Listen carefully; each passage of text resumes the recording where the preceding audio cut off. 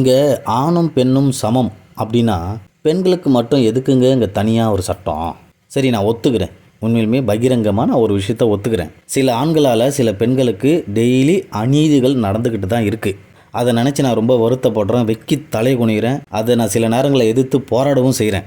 பெண்களுக்கு நடக்கக்கூடிய இந்த அநீதியை தடுக்கிறதுக்கும் அந்த அநீதி செய்கிற ஆண்களை தண்டிக்கிறதுக்கு தான் பெண்களுக்காக இந்த சட்டத்தை உருவாக்குனாங்க.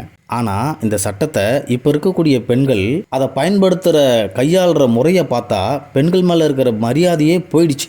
அதுக்கு பதிலாக அவங்க மேலே பயம்தான் வருது. அதே நேரத்தில் ஆண்கள் மேலே அனுதாபம் தான் ஏற்படுது. ஆணாதிக்க சமுதாயம், ஆண்கள் என்றாலே ஆதிக்கவாதிகள், பெண்ணடிமைத்தனம், பெண் சுதந்திரம் அப்படின்லாம் பேசி பேசி பேசி பெண்ணியம் பேசி ஆண்கள் அடிமையாகிறத இங்கே யாருமே கவனிக்கிறதே இல்லை. அப்படி அடிமையாகிக்கிட்டு இருக்கிற ஒரு சாமானியனோட குரலாக நான் உங்ககிட்ட ஒரு விஷயத்த சொல்லிக்கிறேன். மகளிர் தின நல்வாழ்த்துக்கள். நன்றி, வணக்கம்.